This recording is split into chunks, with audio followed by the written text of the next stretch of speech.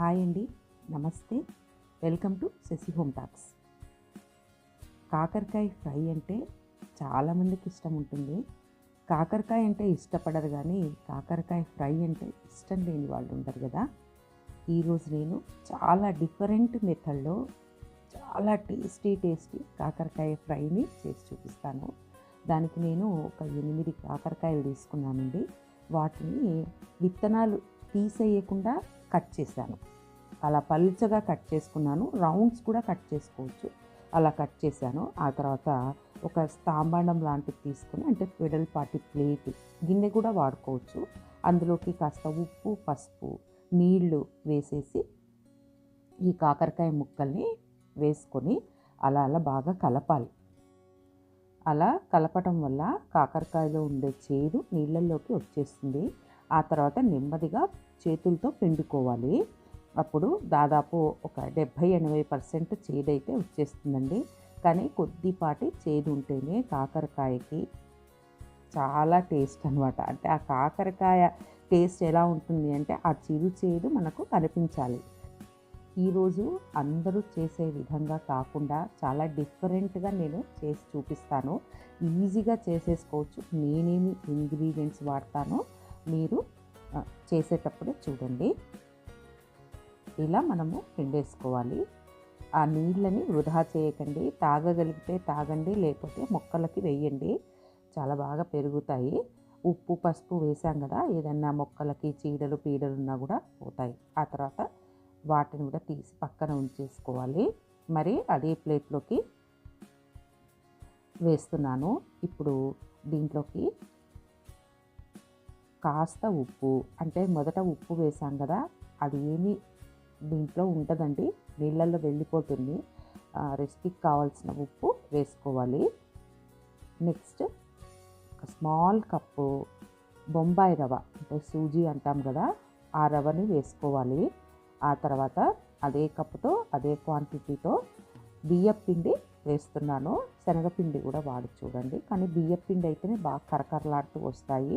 తగినంత కారపొడి. ఆ తర్వాత ఇందులోకి కొట్టిన వెల్లుల్లి కారపొడి వేశాను. అంటే ఆల్రెడీ మన దగ్గర రెడీగా ఉంటే వేసుకోవచ్చు, లేకపోతే రోట్లో వెల్లుల్లి కాస్త దంచేసి కూడా కలపవచ్చు అన్నమాట. అవన్నీ బాగా కలిసేట్టుగా మిక్స్ చేసుకోవాలి. చూడండి, మనకు చూస్తుంటేనే ఒక విధమైన కలర్ వస్తుంది చూడ్డానికి. ఇలా కలిపి ఉంచుకోవాలి, నానబెట్టక్కర్లేదు. ఆ తర్వాత 1 స్పూను చింతపండు రసాన్ని చేతిలోకి తీసుకొని అలా చల్లినట్టుగా చేసి కలపాలి. ముఖ్యంగా ఈ మిశ్రమంలోకి మనము బొంబాయి రవ్వ వేయటం వల్ల బాగా అతుక్కుపోతుంది, కరకరలాడటానికి ఉపయోగపడుతుందండి. బియ్యపిండి కూడా వేసాం కదా, అసలు అద్భుతంగా ఉంటుంది. ఎవర్ బిఫోర్ ఎవర్ ఆఫ్టర్ అన్నట్టుగా ఉంటుంది ఈ కర్రీ. ఆ తర్వాత స్టవ్లో ఒక బాణలు పెట్టేసి నూనె బాగా వేడెక్కిన తర్వాత కాస్త సిమ్లో పెట్టేసి ఈ కాకరకాయ ముక్కల్ని వేయండి. మీడియం ఫ్లేమ్లో కాల్చుకోవాలి.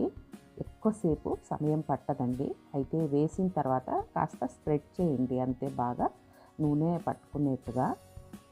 ఎక్కువగా అటు ఇటు కలపకూడదు. ఈ మనం బియ్యపిండి సూజీ వేసాం కదా, విడిపోతాయి అన్నమాట. కాసేపు అయ్యాక కలపొచ్చు, అవి బాగా పట్టేస్తాయి. చూడండి, ఒక్క ముక్క కూడా మనకు తెలియట్లేదు కదా, సూజీ విడిపోయినట్టు, ఇలా బియ్యపిండి కిందకు వచ్చేసినట్టు అలా ఏమీ అవ్వదు.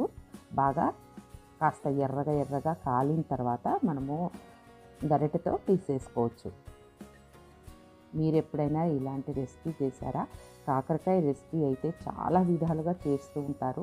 ఈ విధంగా చేస్తే నంబర్ 1 రెసిపీ అనొచ్చు అన్నమాట. ఇంకా నంచుకోవడానికి భలే ఉంటుంది.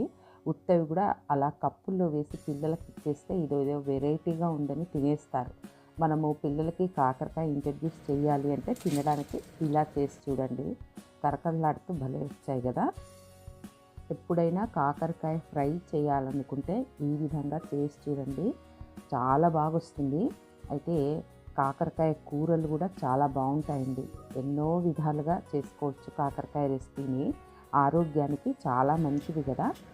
ఎప్పుడైనా మనము డీప్ ఫ్రై చేసేటప్పుడు కాస్త ఎక్కువగా గుంటగా ఉండేట్టుగా బాణళ్ళు మనం వాడుకోవాలి. అప్పుడే కాలడం బాగా కాలుతాయి. కాలిన తర్వాత పైకి రావటానికి అవకాశం ఉంటుందన్నమాట.